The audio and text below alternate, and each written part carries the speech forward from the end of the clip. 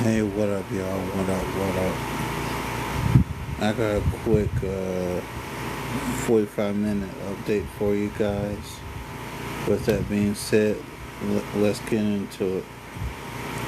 I ain't wasting no time tonight.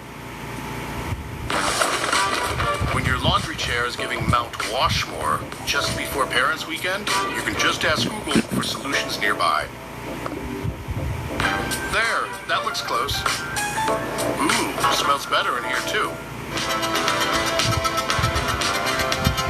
Tap the screen, tap the screen, tap the screen, tap the screen, tap the screen, tap the screen.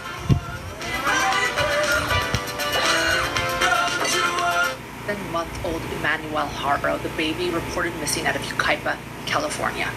In the last few days, disturbing new revelations have surfaced that point not to a kidnapping, but to a cover-up, a tangled web of lies, secret searches along the California freeway, and whispers of a jailhouse confession that could explain why. And shout out to Hidden True Crime. They're on YouTube, and I just found them an hour ago on TikTok. Please check them out. Again, they are called Hidden True Crime. Please go check them out. Thank you. Emmanuel may never be found.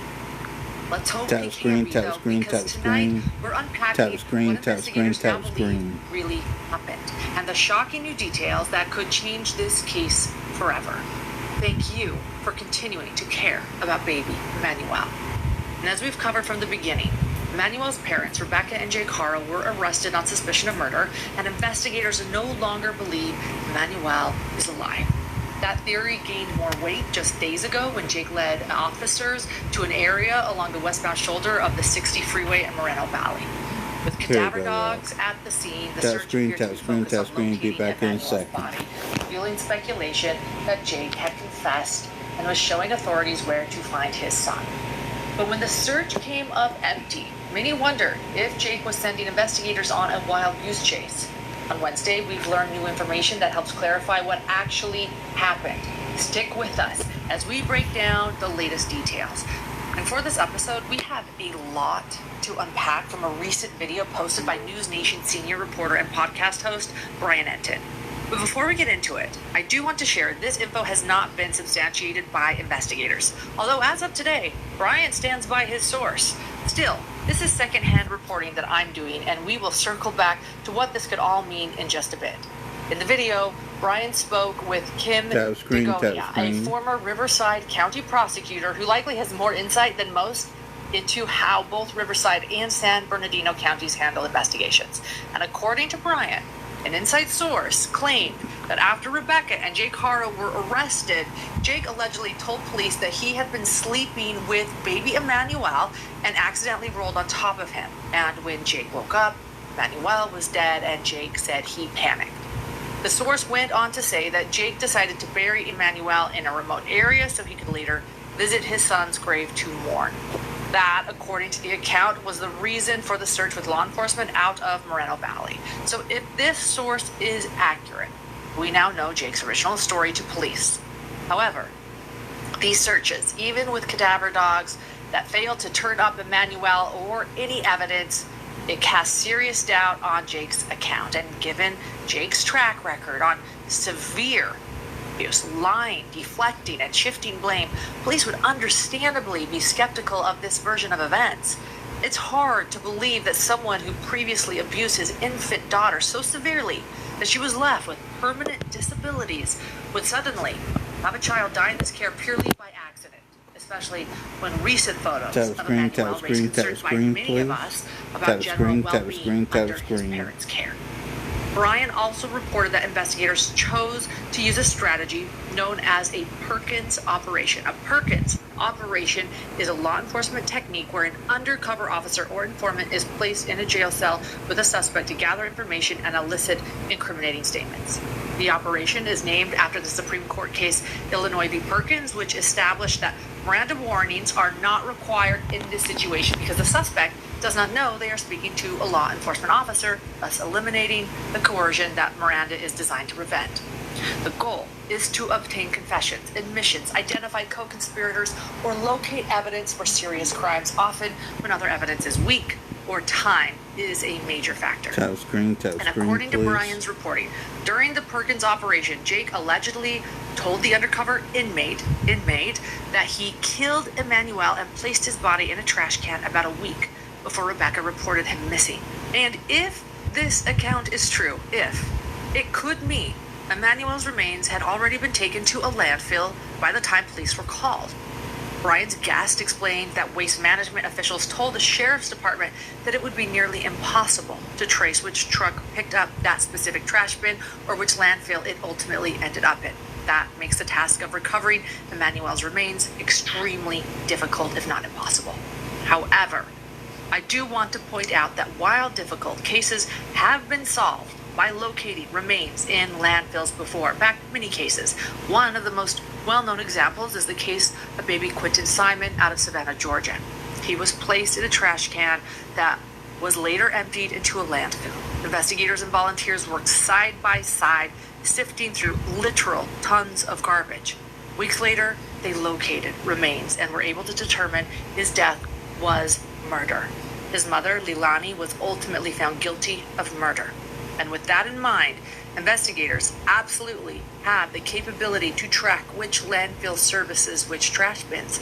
And if Jake or Rebecca actually confessed to which trash can or dumpster Emmanuel was placed in, law enforcement could at least narrow down the search site.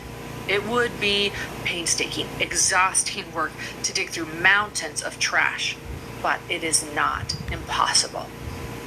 But again, Jake already has a proven history of lying and deflecting blame, so it's likely investigators have very little confidence in any version of events he puts forward at this point. Another interesting tidbit that Brian raised in his video is that even after Jake allegedly confessed, or at least appeared to cooperate with law enforcement, Rebecca is reportedly still sticking to her original kidnapping story.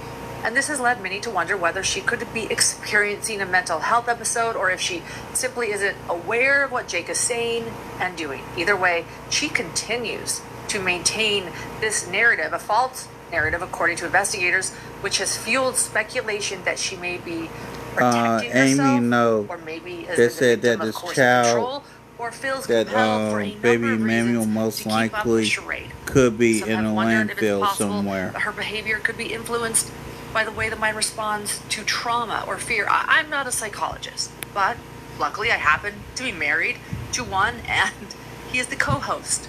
And he is a clinical and forensic psychologist, also known as a criminal psychologist, and he plans to come on very soon to talk about this exact thing as well as other aspects of this case, so stay tuned. Now, let's get to what we do know about the case, confirmed by investigators themselves, because today, which is Wednesday, Riverside County District Attorney Mike. According to what she just said, there's most likely,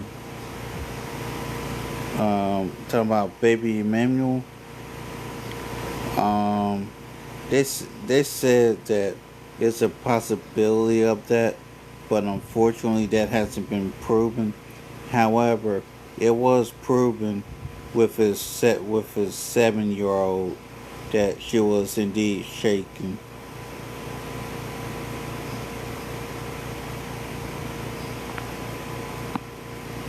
Wednesday, Riverside County District Attorney Mike Hestrin opened a press conference by introducing the case.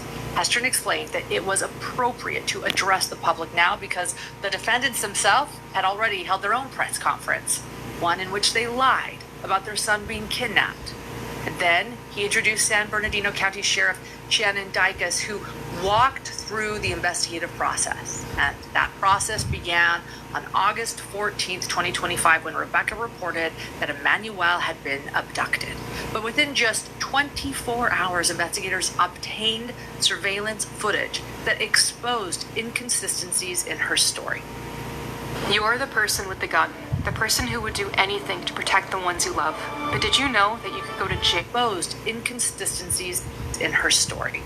That same footage also showed there was no vehicle involved in any abduction, which meant an Amber Alert, of course, was never triggered. And from there, investigators spent hundreds of hours analyzing forensic data tied to vehicles, tied to phones, tied to the crime scenes, and multiple search warrants. Through this work, they determined that Emmanuel's murder most likely occurred in Riverside County. That finding placed the case under the jurisdiction of Riverside County prosecutors, though both Riverside and San Bernardino authorities are continuing to work the case together. Sheriff Dicus explained that San Bernardino's high-tech crimes unit uncovered proof of several key details that he could not share publicly at this stage, but the evidence clearly showed that the couple's original story was simply not true. It was a lie. He then introduced his partner, Chad Bianco, who spoke directly about the seriousness of the case. Bianco said that no crime is more important than the injury of a human being, especially a child, and emphasized the enormous resources that went into the effort to find Emmanuel and ensure that justice will be served for this innocent baby. There is absolutely nothing, no crime more important than the injury of a human being, particularly a child. And the amount of resources that were expended to find this baby and to ultimately bring the people to justice responsible for the loss of this baby, I can't even tell you the amount of resources that were expended in this. It is a massive investigation that will obviously be ongoing, and we appreciate your efforts. This involves a lot of things, though, from us, and hopefully there are more questions to be answered, but I'll end it by saying this before we get into more questions specifically about this case. This was preventable in numerous ways. The amount of response we have had from the public, the enormous anger that a child was not only originally thought to be kidnapped, but then presumably murdered, kind of warms my heart a little bit. That there is compassion still out there. There is care about other people. There is, people actually do care about other people. Bianco went on to say that there is nothing worse than abusing a baby, breaking bones, causing lifelong trauma, and destroying a child's future. And that's, to put it mildly, he added that if the earlier case involving Jake's daughter Promise had been properly handled, Emmanuel would likely still be alive today. Jake, he said, should have been serving time for permanently disabling his own daughter and never should have. And I gotta pause it for a second. Whoever was the judge for Jake Haro's now 7-year-old daughter, that judge needs to be disbarred. Cause if it wasn't for that judge, this SOB, Jake Haro, would have never did this to baby Emmanuel. Let's continue. That judge is just as complicit as Jake and Rebecca are. And never should have had the chance to harm another child again. Facts.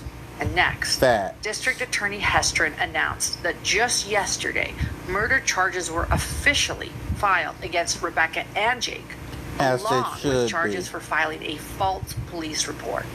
He then opened the door for questions from the media. And the first question asked was whether authorities had any idea where baby Emmanuel might be, because we are still missing baby Emmanuel. DA Hestron responded that they do have a strong indication of where the remains could be and that the investigation is ongoing. And that was the exact term he used, a strong indication.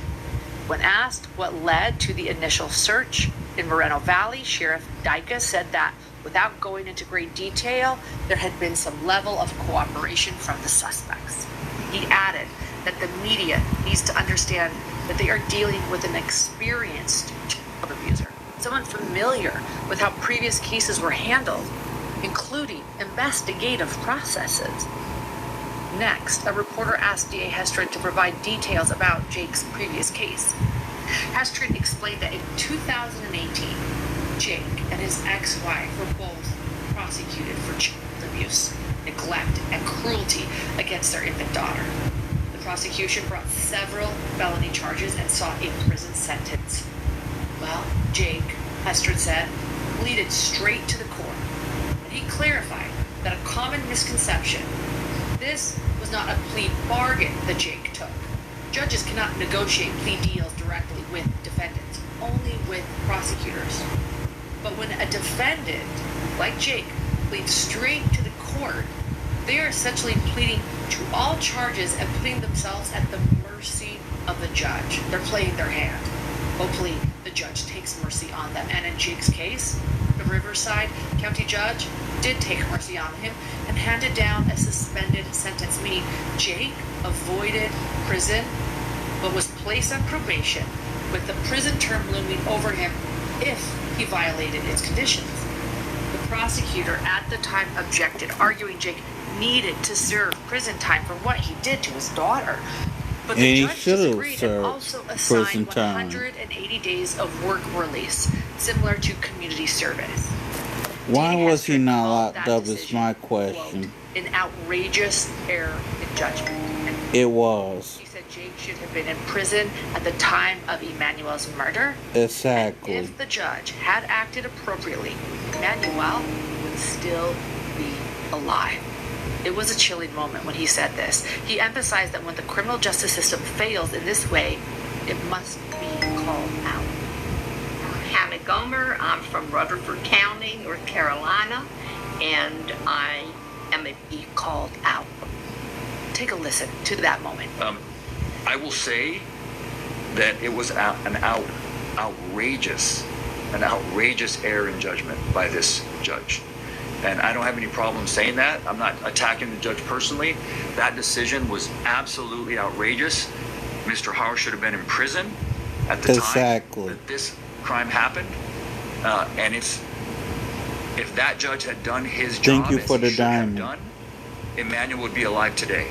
Oh, I got 2 new followers. Thank you. And I hate to say that, tap the screen, when tap the our screen, criminal tap the justice screen. system breaks down, Tap the I'm going to screen, just tap the call it like screen. it is Thank you, until you get thank broke you. down. It's not how it's supposed to work. The judge had obviously meant well. At the end of their sentence, he told Jake, I'm giving you a big break today, don't mess it up. But I want to point something out to you. I want to read to you the injuries. That the child's name is Caroline. And this here is the injuries that he inflicted upon the 7-year-old. She is still alive today, but she is permanently bedridden.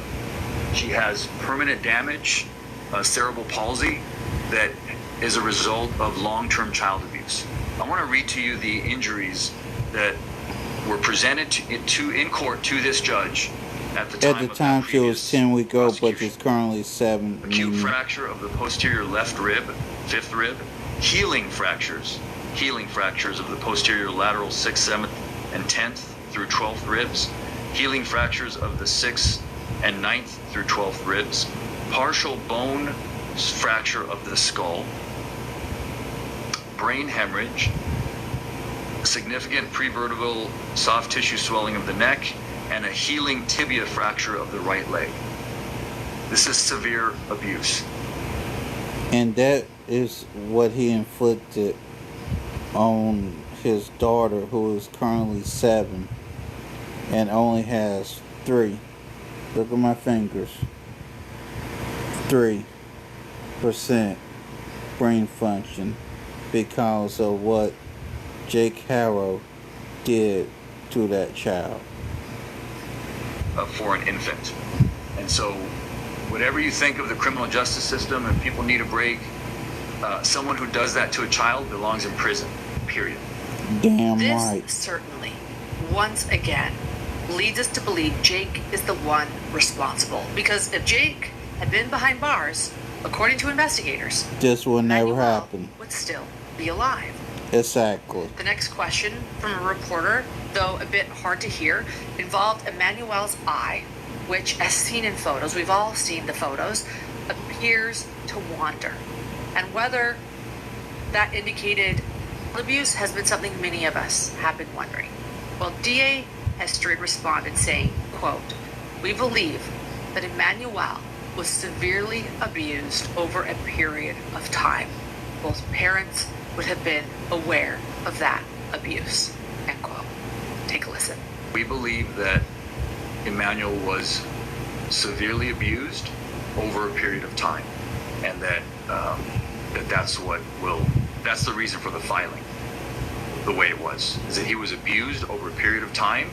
Both parents would have. Following that moment, our friend Ahmed Thank you, Yoso Apple from user. Alcantara Thank you. asked the DA to provide more detail about where they believe Emmanuel may be located. Hestred said that professionals are actively searching for the remains and that the public's help is welcome if anyone has information. He also noted that investigators do have specific areas in mind where they plan to focus their search. As mentioned in the earlier Brian Enton reporting, let's get back to that, a former prosecutor had noted that waste management could make it nearly impossible to locate Emmanuel if he had been disposed of in the trash. Nonetheless, DA Hestred indicated that investigators do have potential locations in mind and are continuing their search.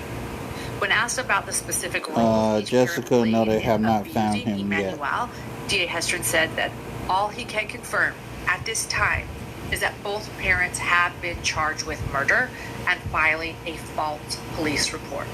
He explained that investigators believe they can prove both are guilty beyond a reasonable doubt for those charges, but exactly how the abuse and actions break down between them will ultimately be revealed at trial. A reporter then asked about rumors that Emmanuel had not been seen for some time. We've heard those rumors, right? We've been wondering. At Gypsy, I'm only gonna focus on what can be proven. I'm not here to talk about rumors or anything of that nature. We are going to go by what has been proven. Nothing more, nothing less. Thank you. When was the last time Emmanuel was even seen? Well, Hestred said he could not comment on that, and that such details will need to come out during the trial. Regarding Child Protective Services and their involvement, Hestred confirmed that, to his knowledge, CPS had not been involved in Emmanuel's life at all. There were no active CPS cases open for him, and it appears he had not been monitored or checked on by the child welfare authorities prior to this case, when all of a sudden he was missing and his parents alleged a kidnapping. Next, a reporter asked about Jake making an alleged confession. Take a listen to what was said. I can tell you that that's not true. It's there's no confession made in jail.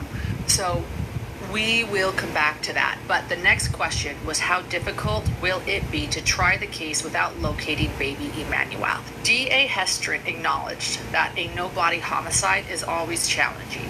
However, he also noted that in this situation, the fact that Emmanuel was an infant makes it clear he could not simply disappear on his own, which strongly indicates that something tragic happened to this baby. Hestred added that Riverside County prosecutors have significant experience handling no-body cases. And I'm saying no body, 2 words, not one. No body. This is a no-body case. And he expressed confidence that they will be able to secure convictions here as well, if Emmanuel is never found. Another reporter asked again about Jake's alleged jailhouse confession, and the DA responded unequivocally, stating that those reports are not true. Take a listen. Well, see, that's not true. So I don't know where you. Well, no.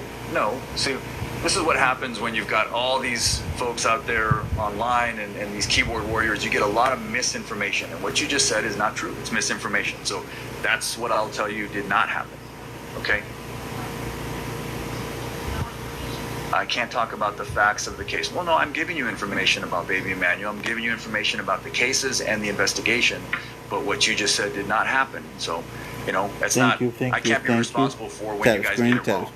Are you please. dealing with the after effects of a doctor's mistake? You trusted your doctor. You followed their advice. Not happen. So, it's not.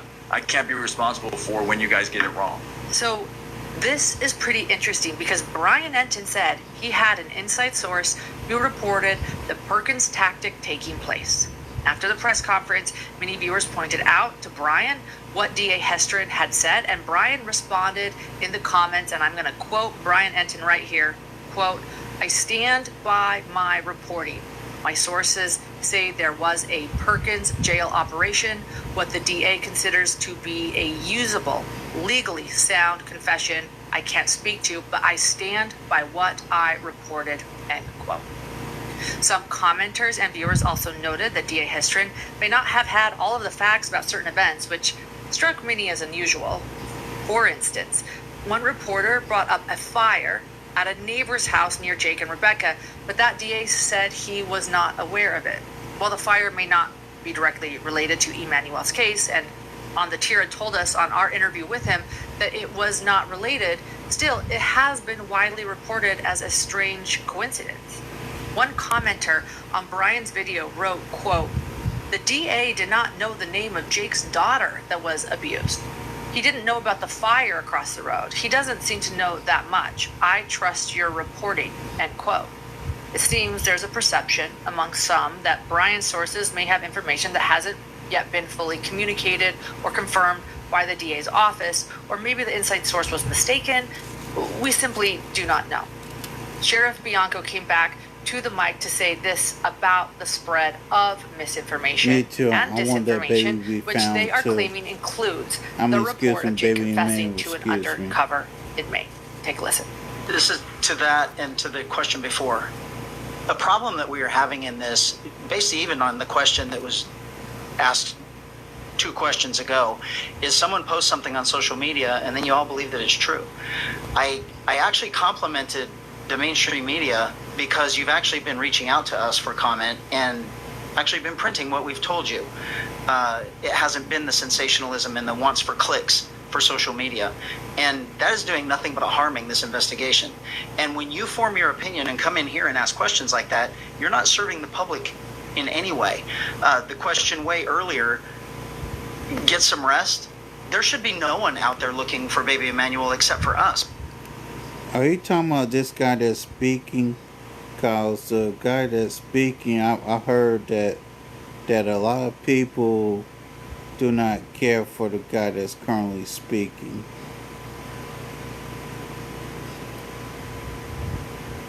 Because all you're going to do is complicate things in the future. And the one thing that I emphasize that I want to make it clear here, the reason this is happening relatively quickly and the reason why we got such a handle on this fast is I believe that the Inland Empire is served. No. I got to cut you off. It wasn't just because of the people around you guys. It was because social media brought a lot of attention to it. Social media, because of, if it was not for On the Terror, half of them the cadaver dogs would never search that house. It was On the Terror who suggested to San Bernardino that they need to search your house. Thing is, they didn't know the jurisdiction, of the things of that nature. So I don't know nothing about this area, but for this guy to say that they quote unquote did this all alone,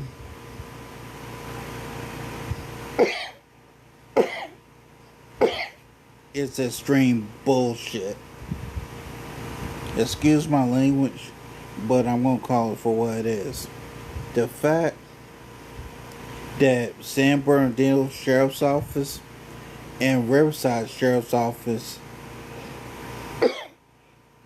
do not want to give On the Terror his credit, as far as I'm concerned, they can kiss my black American ass. I really don't give a damn. They can kiss my ass. So it was not only On the Terror who helped them out. It was News Nation that helped them out.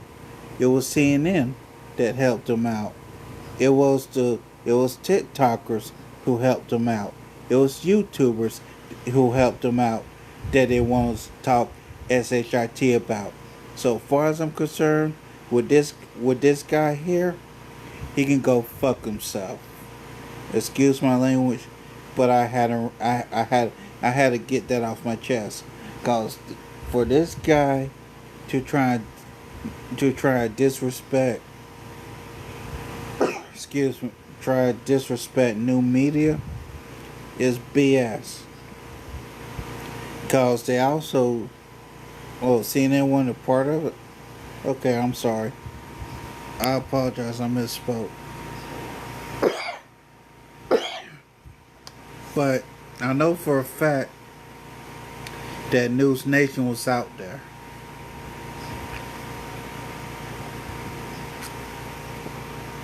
Along with KCAL News and KTLA. But here's another thing too.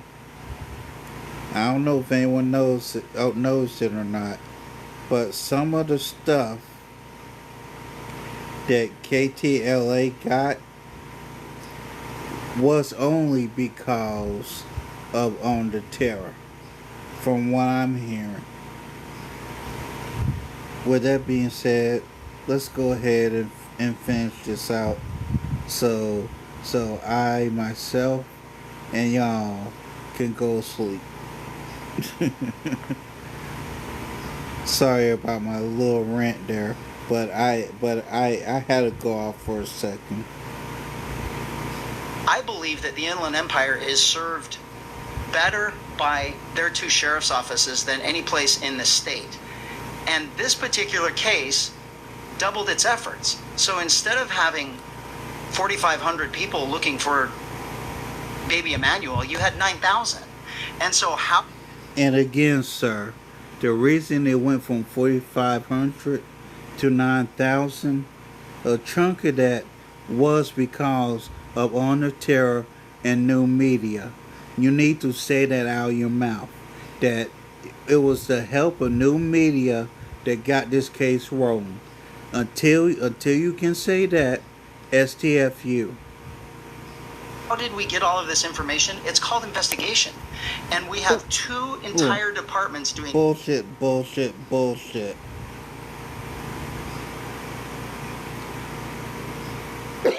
It was not just your two departments. It was social media that helped you goddamn idiots. I apologize, but I am not gonna have this guy sit here and try to BS y'all. And personally, I know enough about Hidden True Crime that Hidden True Crime is gonna call this guy out as well, as I just did. I called this guy out. On the Terror called this guy out, and Nick at Night called this guy out. Hell, even Ashley Banfield called this guy out, trying to say that social media did not help. Ashley Banfield even implied that social media has helped on this case. So what the fuck is this guy talking about? Damn dickhead. Excuse my language. I'm sorry, y'all. Nothing but sifting through evidence, searching for evidence, trying to figure out what happened, who was responsible, and how we're going to successfully prosecute it. And misinformation, lies, and purposeful misdirection is going to do nothing but harm this investigation. And okay, you say people are lying and causing misdirection. Name them. Name them. You say people are lying. If people are lying, name the liars. Until then, shut the hell up. I am begging all of you with cameras out here, don't be a part of it. We have an absolute breakdown of the justice system, and we are not preventing other children from being harmed when someone like Jake is allowed to be out on the streets harming children. And so the anger that I have, the frustration that I have, then combined with the misinformation and everything else, when for all of us and our employees, there is nothing more important to us than the death of a human, particularly a child.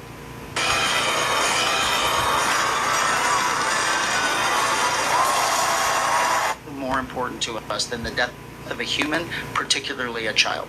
The DA also emphasized that the public should avoid conducting their own searches or investigations, warning that it could potentially damage the case.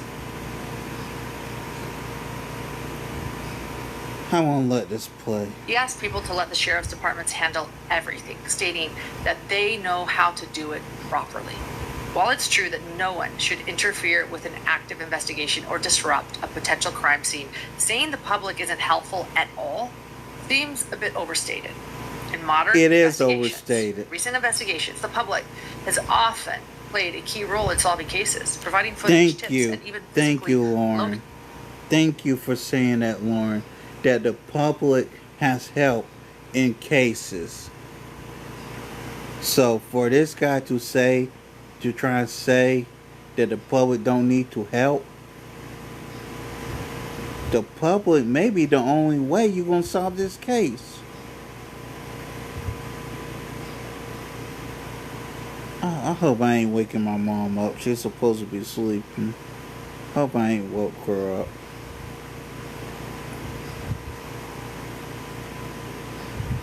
About the Amber Alerts, they didn't have any Amber Alerts because they didn't have a license plate, number one, and number two, they didn't, and within the first hour, they didn't believe the child was missing in the first hour, so there was really no point for them to do that.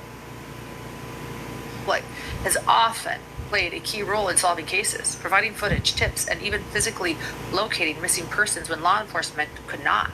And an example that stands out to me, especially today, is the murder of Gabby Petito. And the reason I say specifically today it stands out is because today marks 4 years since Gabby's life was cut short. It was the public who helped investigators find that video of Gabby's van, which led to finding Gabby's body. Two other examples also stand out to me. In the Kylie Rodney case out of Truckee, California, police had already searched the lake and surrounding woods extensively. But it was a volunteer group that located her inside her car just off the bank. And in our reporting about Jaden Spicer, our recent reporting, I spoke about the McCoy couple who helped find a missing man's body in the woods after hundreds of professionals had already searched. So while the DA's warning isn't wrong in principle, and I understand their warnings and encouragement to citizen journalists and to the public to be respectful of this ongoing investigation, it does feel somewhat one-sided to imply the public only interferes. Talk about it. That said, he may be speaking from the perspective of the chaos at the Haro's property, where people allegedly broke in and even sold tours of the home, actions that could have absolutely disrupted a crime scene. And in situations like that, it's absolutely correct that civilians need to stay in their lane. But historically, public involvement has had value in many cases. Another reporter asked whether any plea deal had been offered to Jake or to Rebecca, whether one was even a possibility, and if prosecutors were seeking the death penalty. DA Hester said that this is not a death penalty case because they have not been able to file any special circumstances required for that sentence. He also confirmed that no plea deal has been offered and none will be offered, stating, quote, "We're not interested in bargaining with these individuals. We're interested in a trial and getting justice," end quote. A separate reporter asked about a recent CPS case that was launched after Emmanuel was already missing. The Sheriff Dyka said he could not comment on the specifics, but he noted that Jake was actually the one who made the call about a child potentially being abused. And at that point, the couple's 2-year-old had already been removed from the home. So the call was not about the 2-year-old, but it may have concerned his older son, Eli, who is now in his mother's care. We don't know. We're speculating here. But Eli's mother also recently filed a protective order against Jake for herself and Eli, that we know, which may have prompted Jake to file a report in response. Beyond that, Dykus did not provide further details other than confirming that Jake was the one who placed the call. Interesting new information. Another reporter asked whether, aside from Jake's previous judge and his parents, there were other people who failed Emmanuel or may have turned a blind eye to his ongoing abuse, which we have now learned about as a fact. And DA Hester responded, quote, "Yes, everyone that was close to this baby failed him," end quote. Lastly, a reporter asked what's next in the case. The DA said that the investigation will continue, followed by the start of the prosecution. The case has been officially filed and will proceed through the criminal justice system. The next scheduled court date is September 4th. While the arrest warrants for Jake and Rebecca aren't publicly available, we do have their felony complaint forms and booking sheets to examine, and they give us even more details about what law enforcement believe happened to baby Emmanuel. In the felony complaint, it states, on or about August 5th, 2025, through and including August 14th, 2025, in the county of Riverside, state of California, the defendants did willfully and unlawfully murder Emmanuel, end quote. If proven true, this timeline suggests Emmanuel may have been killed as early as 9 days before Rebecca reported him kidnapped from the Big Five parking lot. The second count in the complaint concerns the reported kidnapping. The state alleges that on August 14th, Rebecca and Jake knowingly filed a false police report to a police officer, deputy sheriff, or member of the California Highway Patrol, claiming a felony and misdemeanor had been committed. And interestingly, while the DA has stated, and the complaint suggests, that Jake and Rebecca are charged with the same crimes, their booking sheets show some differences. Jake's booking sheet lists 2 counts of murder with malice, which can indicate separate counts or theories of the same killing, along with false report of a crime, willful harm to a child, felon possessing a firearm, and department child jurisdiction. And so Rebecca's booking sheet lists murder with malice, false report of a crime, first-degree murder, and department child jurisdiction. Hi. Play for an ultra? Racy for an ultra? Don't forget, there's ultras on. First-degree murder and department child jurisdiction. This reflects slight differences in how the charges are formally recorded for each defendant, even though the overarching allegations remain largely the same.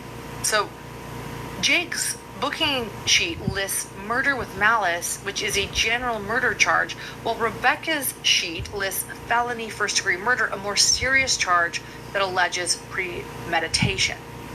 If accurate, this means Rebecca is currently being charged with a higher level of murder than Jake, though these charges could change as investigators gather more information. They can always change. But I'll be honest, this is confusing to me because this press conference on Wednesday, that we just talked about, they clearly stated in that press conference that if Jake had been behind bars for the abuse, severe abuse of his daughter, Emmanuel would still be alive. Again, showing that Jake would be the responsible party. Mr. Haro should have been in prison at the time that this crime happened. And if that judge had done his job as he should have done, Emmanuel would be alive today. And that's a shame, and it's an outrage. Yet, charges show first-degree murder for Rebecca. Jake also faces a willful harm to a child charge, which Rebecca does not.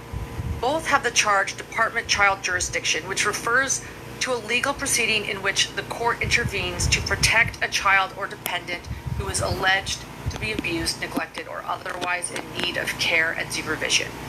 This likely references the 2-year-old who was previously removed from their care. And lastly, before we end, during the court hearing, Ahmed from On the Tira could be heard saying "Hola" to Rebecca. Take a listen. Now, That I ain't gonna lie, that was He funny. was reprimanded That was for his funny. actions and later spoke about it online. Let's hear that. Trust me when I tell you, I will never, ever, ever, ever have a lasting judgment of that magnitude again. So I apologize to you. I apologize to the county. I apologize to the judge, to the sheriff department, and I apologize to the community at large because that was very, very unprofessional of me. And Yeah, it was unprofessional, but hilarious. And I am not above acknowledging. And as you my can fault hear, on he the was behalf of man enough to apologize. So from you got to give California. him kudos on that is one. all of the updates we have for now, but it's actually quite a lot to think about and digest. We'll continue to monitor this case closely as we always have and to share new information as it becomes available. So please hit subscribe and hit notifications. And above all, we continue our hope that baby Emmanuel's remains can be recovered so that alongside justice, he can finally be properly laid to rest. And I want to end with something said in Wednesday's press conference. It hit a chord with me because as the world has shown up to care for baby Emmanuel, I have felt similarly. Baby Emmanuel is loved by many, and may justice be served. And I normally would have something to say, but I'm simply just gonna say this here. The last little message that you said, I co-sign that message. I 100% co-sign the message that Lauren from Hand True Crime just said. And with that being said, well, even for the East Coast folks, good night. As it is for me, almost 2 o'clock in the morning. Bye, y'all. See y'all later. Good night.